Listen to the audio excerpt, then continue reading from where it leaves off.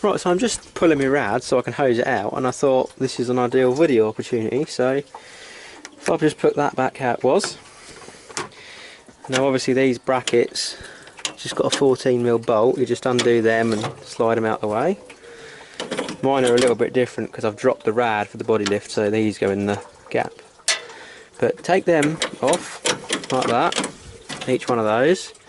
I've removed the expansion bottle, but you don't have to. Pull the hose off the expansion bottle, obviously cap off and whatever.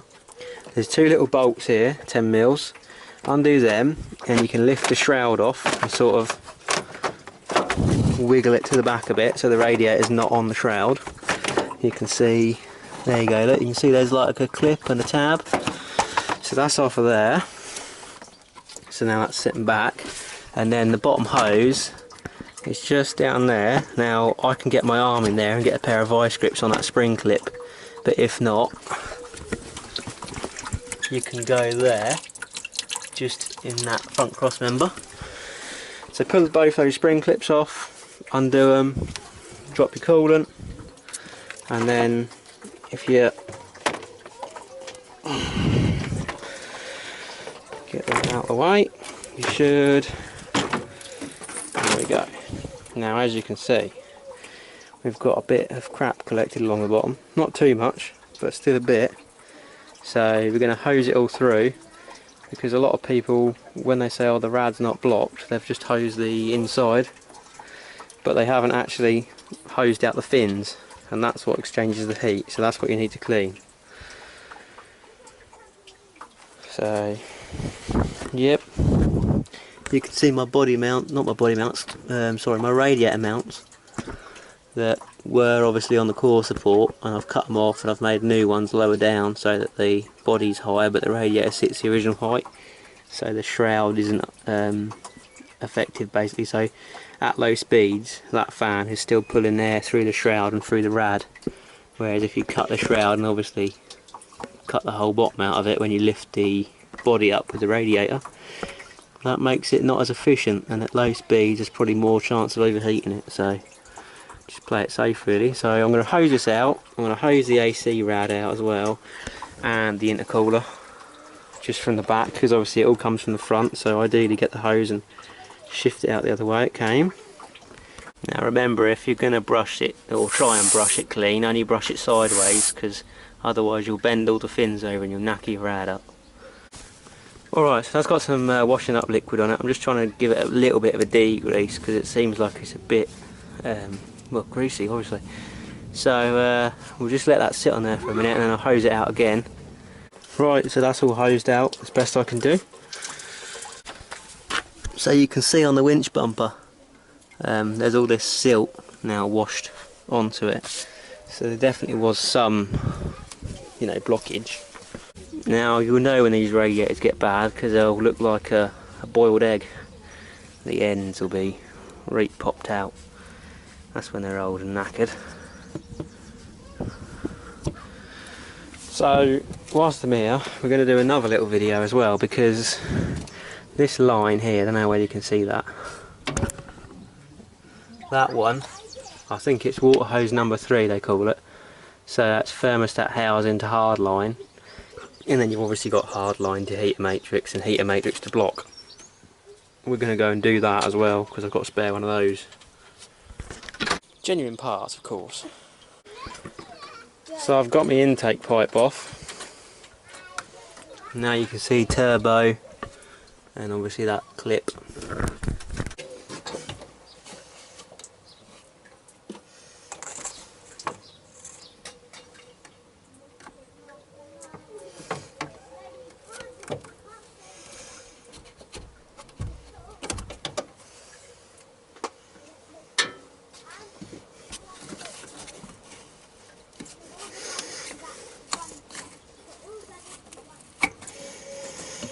That's one.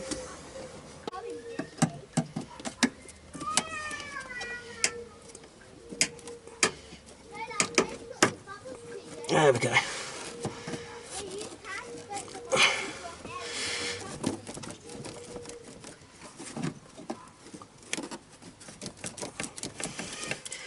And we can try and walk it down the hose. like that.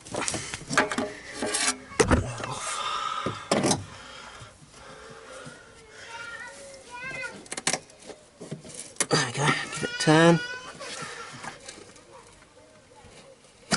Lovely. That's the last original hose on this.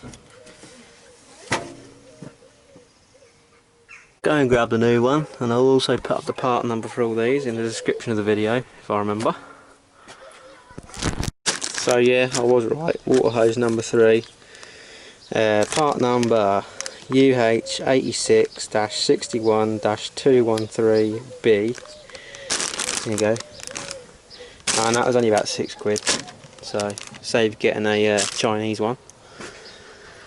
Just going to sling that on there, but I'm going to take the old clips off and transfer onto this before I go about putting it on. I've already gone over that steel hard line with a wire brush just to take any detritus off of it.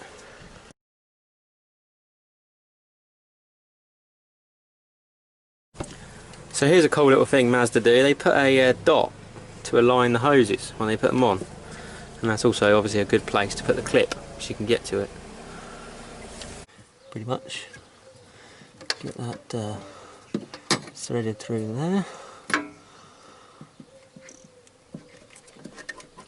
I've already wiped a bit of coolant over the inside of the hose just to try and get it over there. There we go. Then obviously on that, just behind the alternator, I'd advise obviously taking the intake pipe off the turbo because that does make it easier. So on a Mark II, I say Mark II, this is just because it's got that airbox on it and such, you might be able to squeeze on by, but for the sake of it, you know. So whilst you're in here, it's also a good idea to take a look at the turbo.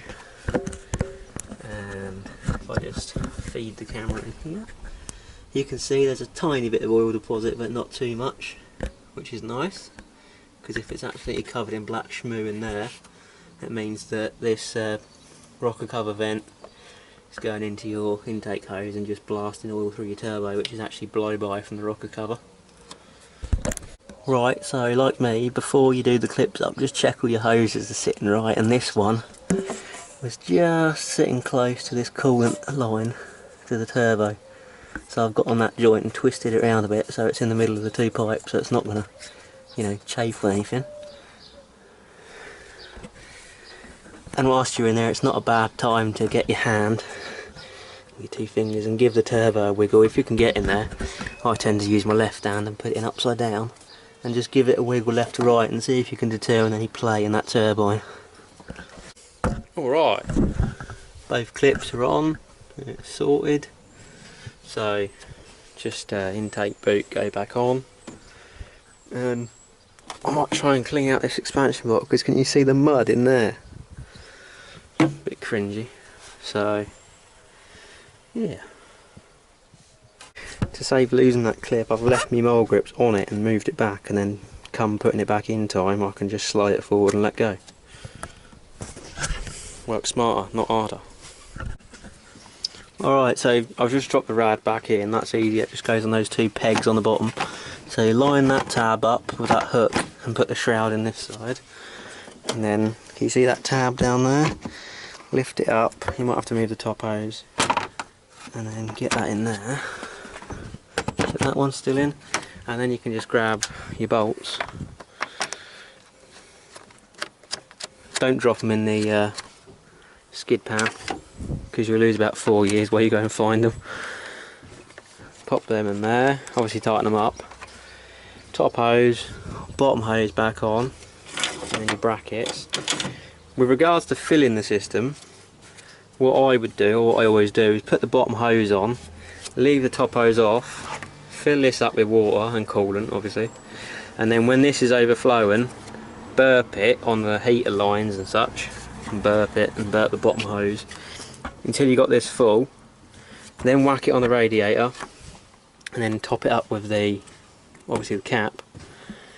Keep on burping it whilst it's stationary just to try and get air bubbles out, then start it up, rev it a little bit to try and get the water circulating, again burp it, and then what I do once you know, it's obviously started to rise or whatever, put the cap on, leave it.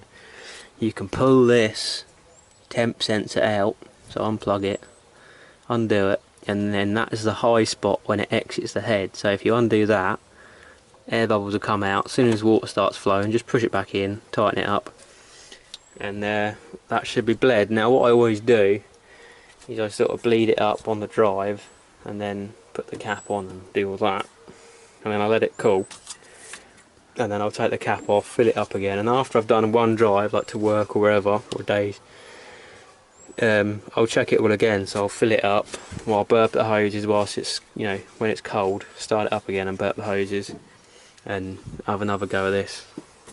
A lot of the bongo people, because obviously the WLT is in a bongo as well, a lot of the bongo people have trouble bleeding them up, but I'm not quite sure why that is. Obviously the engine's a lot lower in a bongo and the radiator's a lot higher, and it's got an expansion bottle instead of a puke tank, you know. It's got it's a sealed coolant system rather than a scavenged coolant system. But yeah, so basically just make sure it's all bled up, and obviously your heater, make sure your heater works. Now everyone always bangs on about turn the heaters to hot. Well, it doesn't matter on these because they haven't got a heater valve, so the coolant's always circulating through that matrix, so that don't make a difference. If you've got an EGR cooler along here, you can obviously bleed it via that as well, because that's a high point where the hose has gone to the cooler, but we haven't got that. Clear as mud. So then, coolant specs, I'd use a non-organic acid technology, so non-OAT, something like this, old blue coal. It's fine because it's cast iron block and it's alley head, and you want about 9.5 litres of this. Now obviously there's still going to be some left in the block, so I'm probably going to need about 6. So we'll fill that up by the top hose. And to all those boyos who say just run neat coolant, well, it's all about density. So if you can get heat out of something, the quickest way you're going to do that is using the densest liquid as possible. Now water itself is one of the best conductors of heat there is. So if you go adding coolant in, that's not going to do anything apart from raise the boiling point, which obviously you don't need more than about 130 degrees of protection anyway, so it's useless doing that.